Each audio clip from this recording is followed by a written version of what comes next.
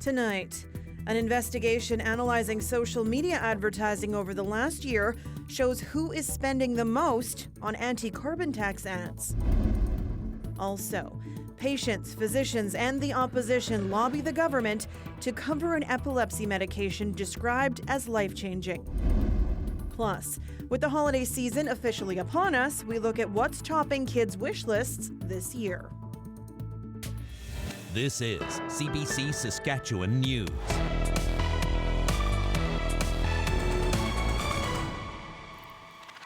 It is Wednesday, November 27th, and the CBC Saskatchewan News starts right now. Good evening and thank you for watching. A joint investigation by the Investigative Journalism Foundation and CBC News has identified the group spending the most money on social media looking to end the carbon tax. Alexander Kwan brings us the story. Conservative Party leader Pierre Poilievre has called for Canada to axe the federal carbon tax, and he's not alone.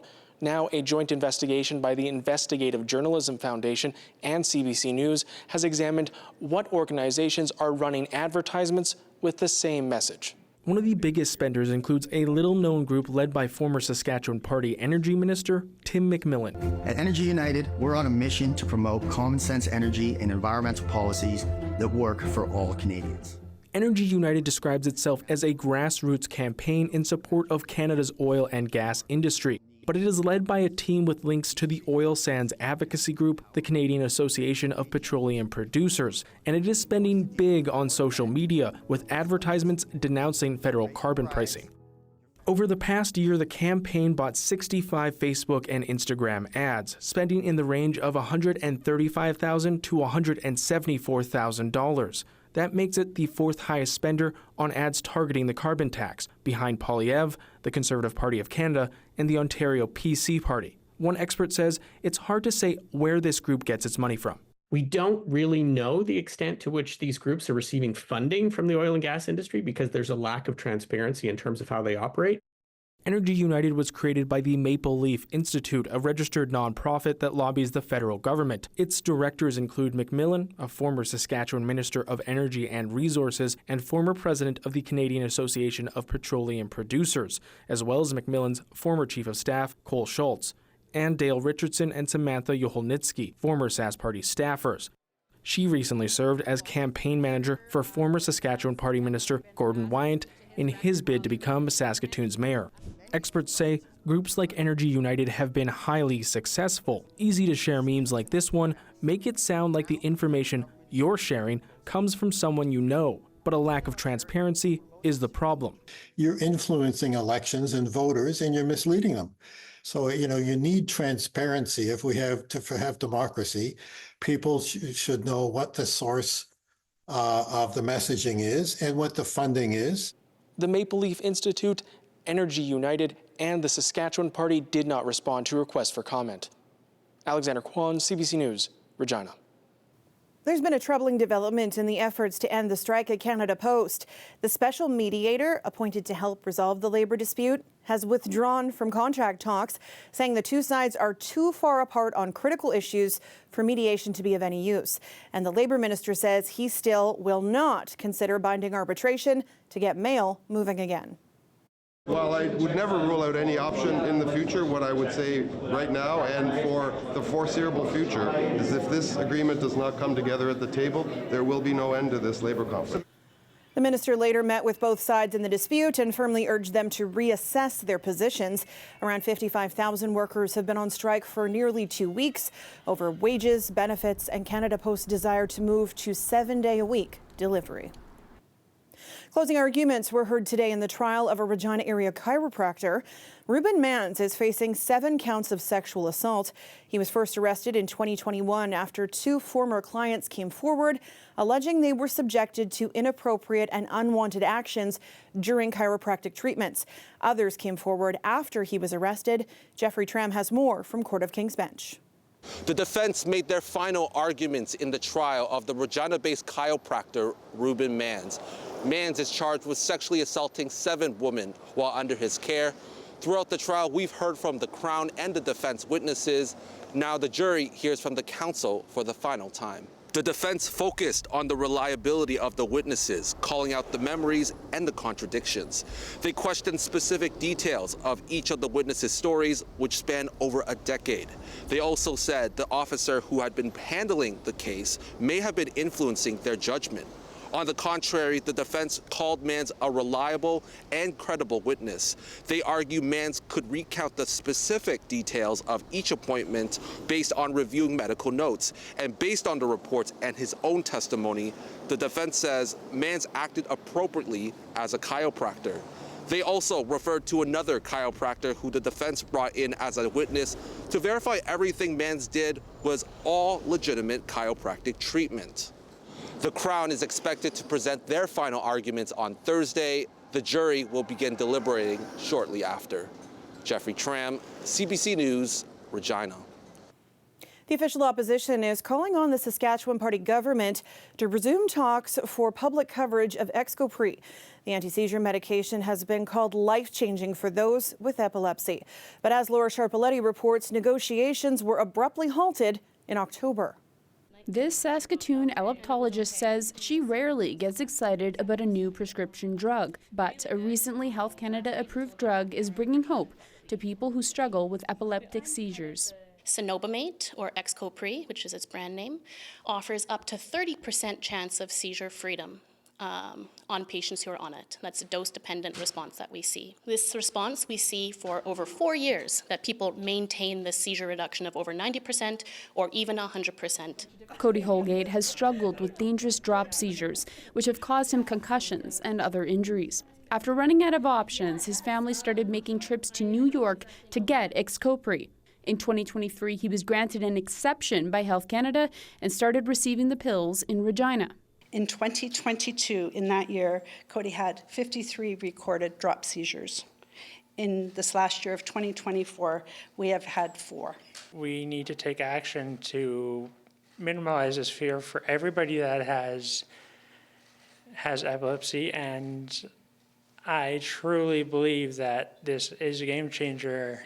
The opposition NDP say Xcopri needs to be on the provincial drug plan and that cost shouldn't be an issue as it's similar to other epilepsy medications. The Sask Party needs to stop ignoring our healthcare workers, ignoring our family, ignoring our friends, and get back to the bargaining table. Actually, negotiations did break down between all provinces and the Pan-Canadian Pharmaceutical Alliance last month. If those don't open, we'll try and work directly with the drug provider. It's unknown why those talks broke down, but for this family, Xcopri has helped to ease their fears.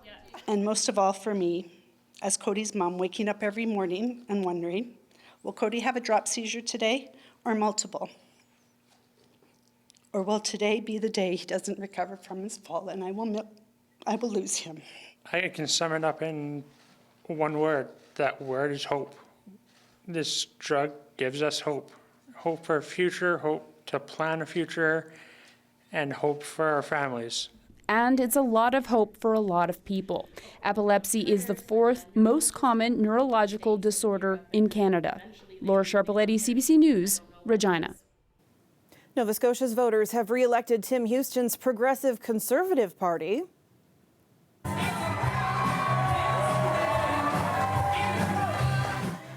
There's Houston taking the stage last night at his victory party, and it was a resounding victory for the Premier and his party. The PCs are leading or elected in 42 of the provincial legislature's 55 ridings. Today is the second and final day of the 11th annual Indigenous Agricultural Summit at Agribition, and there's a lot to learn from those who showed up. The Flying Dust First Nation has been working hard to expand their market garden, which feeds their community. They opened a market garden in 2009 and have since added bison and orchids and a variety of vegetables, plus a bee operation. We purchased 156 beehives, and we've been, using it as an opportunity to train our youth, teaching them beekeeping, and the opportunities of creating products like packaged honey or creamed honey. And, it's kind of a nice, healthier sugar option. We are also in the construction of a butcher shop, and it's near completion. But through that, we're also interested in exploring value-added food products. such as bison jerky, and we're hoping to offer it in stores across Saskatchewan and Alberta, and as a way to kind of tackle food sovereignty and self-sustainability issues. The theme for this year's Indigenous Ag Summit is Nourishing Nations and Empowering Generations. Agribitions and its many events runs right through Saturday in Regina. Well, the sun came out today, so you could see just how deep that snow in Saskatoon truly is. This is how things still look in residential areas of the Bridge City after a big snowfall earlier this week. Now, the city has said it is too expensive to activate an emergency snow plan that would see graders deployed to residential roads. They're hopeful it will be easier for people to get around once vehicles start packing that snow down. We'll see how that goes, and we'll be back after the break.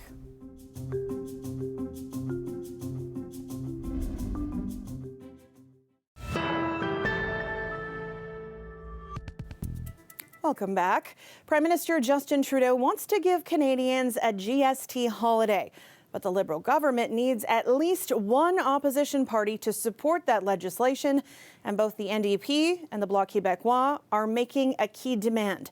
Rafi Boudjikanian explains. Hi, Prime Minister. Are you going to extend the checks to seniors, please, sir? We had a great conversation with caucus today. Even some members of the Liberal caucus say the government should at least consider budging. And I would love to see,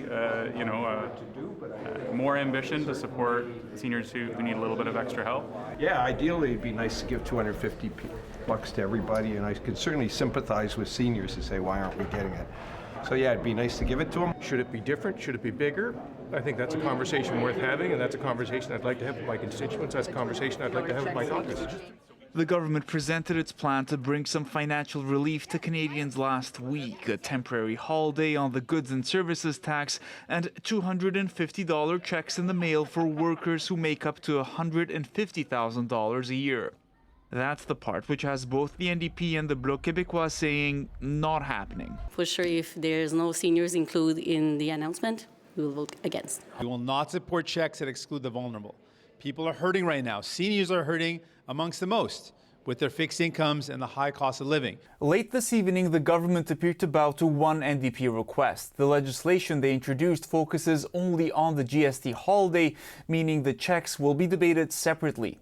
But the House remains in gridlock over the Liberals refusing to hand over unredacted documents to the Conservatives regarding a police investigation into alleged misspending of federal money. A hurdle the NDP says it's willing to clear temporarily so the affordability measures can be addressed. Rafi Boudjikanian, CBC News, Ottawa. The weather update is brought to you by Capital Ford Lincoln. Year-end clearance is on now.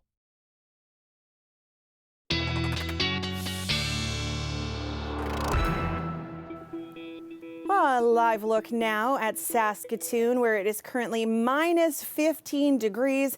And I would say it is dropping. It is going to be another cold night in Saskatchewan. Riley Lechuk joins us now with your forecast. Well, Sam, another below seasonal day really across the province, and get ready for an extended period where we see temperatures really like this even into the middle part of next week. So this is going to last as we get through at least the weekend, and some temperatures which I'll show you getting even into the minus 30s for some of us toward the weekend. So today, minus 13 in Regina, few scattered flurries really once again across the southern part of the province. Saskatoon minus 21 today, Kindersley at minus 19 degrees. And we did see a little bit of cloud cover, a little bit of a warm up in temperatures, but still below seasonal. We should be around minus 5, minus 6 for this time of the year. So there's those scattered flurries I was talking about off into Manitoba now. A few little scattered pieces of precipitation here and there really across south and central. Otherwise, a mix of sun and clouds really today. A little bit of a brighter one again. We are looking at things clearing out as we get into the day on Thursday. So advancing this through the overnight period, couple scattered flurries not out of the question, particularly for extreme southern Saskatchewan tonight. Starting tomorrow, boy oh boy, a sunny start to the day tomorrow morning. As we get into the afternoon though, we do start to see a little bit of cloud reintroduced once again. So again, tomorrow, a general mix of sun and cloud, sunnier periods for some of us as we get through the day on Thursday. Into Friday, much the same. little bit of precipitation maybe coming our way as we head into the weekend. I think this has a slim chance of giving us a couple of snowflakes as we get into the weekend. But the story as we get into the weekend certainly is going to be the temperature. So here's our upper level picture here, and you can see from yesterday that jet stream has really sunk down into the U.S. Midwest and even further south from that. As we get into Thursday, you can see these blues and these pinks starting to come into Saskatchewan, into the prairie provinces. This is all some Arctic air that is really going to plunge our temperatures as we get into the weekend, before we start to see things kind of starting to lift a bit as we get into Monday. So we'll show you your temperature progression. So this starts tomorrow morning into the -20s for the Battlefords, into Kindersley, that grain belt region, -22 in Saskatoon. Look at what happens, though, as we get into the day, into the morning hours on Friday. We start to see those temperatures really diving north. Battleford, Saskatoon at -31. First thing Friday morning, Regina at -27. And temperatures like these sticking around. This is the time, especially when you add in a little bit of wind, that we could see frostbite on exposed skin in not very long, into that 10-15 minute range even. -18 tomorrow in Regina, mix of sun and clouds for Friday as well. There's that slim chance of showers or flurries I have for Saturday. Then we're looking at temperatures starting to warm up a bit as we get into the start of next week. For Saskatoon, a mix of sun and clouds again Thursday, Friday. Slight chance we could see some flurries for Saturday, Sam, and we really keep these cold temperatures until we get into the start of next week. Ooh, looking forward to that warm up. Thanks, Riley. With Christmas Day less than a month away, yes, it's the 27th of November, stores have been busy stocking their shelves with toys and gadgets for people of all ages. Santa Choi checked out some in Ottawa to see which items are the most popular this year. The holiday season is here, and for the kids in your life, there's no doubt that Santa is making his list and checking it twice. So what are the most popular toys this year? We're about to get some advice to hear what's on trend. The biggest thing for me right now, I will tell you, the biggest, is jelly cats. I cannot keep them in stock. We keep getting told by people we have the biggest selection in the city. So one of our hot items right now, as I told you before, is that RC, like remote controls, are huge, but this new gecko is so cool. So it's got a remote control and it will go on a wall, goes back and forth, it turns. We do a lot of growing kits. So we have a lot of variety here. We have like a dinosaur growing kit, and we have unicorns, princesses, really popular. So what they do is they put the seeds in the bottom, and then they have these little figurines that they put inside so they can watch their little plants growing. But one of our best sellers is definitely the Deer Diary. This one here is about a 6+, and it comes with a key and it comes with a lock, which children love. But what's nice about it is you get all the different stickers, all the different gems, and they can decorate the front of their diary, and then they have their own little diary that they can lock and keep all their hidden secrets inside of. Another popular toy, and one that's been on lists for decades, Lego. People come to Play Value from all over the region because of its massive selection of Lego inside this building. People that will drive from Kingston. I've had customers come from Montreal to check out our selections. Store owner and manager Janet Jones has been selling toys for 38 years. Disney Princess, and then on this side you'll see Ninjago. We carry a lot of Playmobil, is very popular because it's great for imaginative play. We do Brio, which is the wooden train sets. We do Bruder, which is a German company, and they do all kinds of tractors and trucks and construction vehicles that are a 1/16 scale. A lot of STEM science activities. Puzzles are huge. Again, from kids right up to adults. We sell right up to a 40,000 piece puzzle. So whether the kids on your list have been naughty or nice or somewhere in between, there are lots of ideas and still a little bit of time to get your shopping done. Santa Choi, CBC News, Ottawa. So we've got a container here of all the things that we're going to enjoy on Thanksgiving. It is a feast. Let me see. We've got Brussels sprouts, butternut squash, apples and spice, smoked turkey, and smoked turkey. It's going to be delicious. This is the annual Thanksgiving message from the International Space Station, courtesy of NASA astronauts. Tomorrow is Thanksgiving in the United States, and the astronauts say they are thankful this year for all those on Earth who support them. Stay with us. We have more news for you after the break.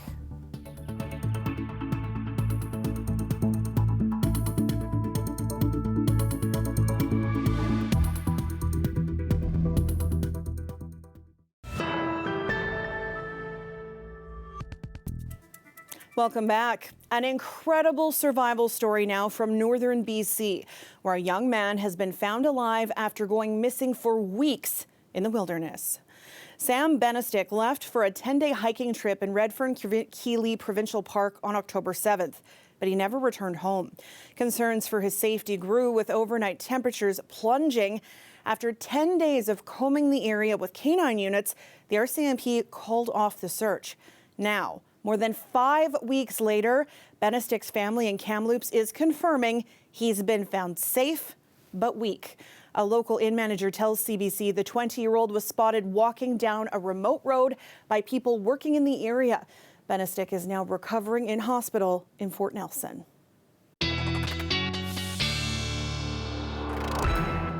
Looking at your overnight forecast now, we're looking at temperatures getting quite cold, colder than normal once again as we head through the overnight period. Regina -22, Saskatoon looking at -24 overnight tonight. As we head into the early morning on Friday, looking at some of those temperatures, particularly through Saskatoon into the northern grain belt, looking at even into the -30s. So we're looking at some very cold air coming our way as we end the week here. -16 in Pelican Narrows overnight, La Ronge -18 tonight. Sun and clouds to start the day tomorrow morning, and that's generally what we get through northern sections is that sun-cloud mix throughout the day tomorrow. Cumberland House -14 by lunchtime tomorrow. Bit more sun the further west and the further south you go through parts of the province tomorrow. Into southern sections, we're starting the day under a mainly sunny sky, a bit of cloud hanging around here and there, and Sam, by the time we get to the later afternoon, only warming up into the -teens and even the low -20s by the afternoon. All right, thanks, Riley. And before we go tonight, take a deep breath and try to imagine yourself doing this. You are watching a world record-setting free dive. That is Ukraine's Katerina Sudurska, swimming head down into the deep. No fins, no weights. She made it down 82 meters, holding a single breath for an extraordinary 3 minutes and 10 seconds. Breathe, breathe.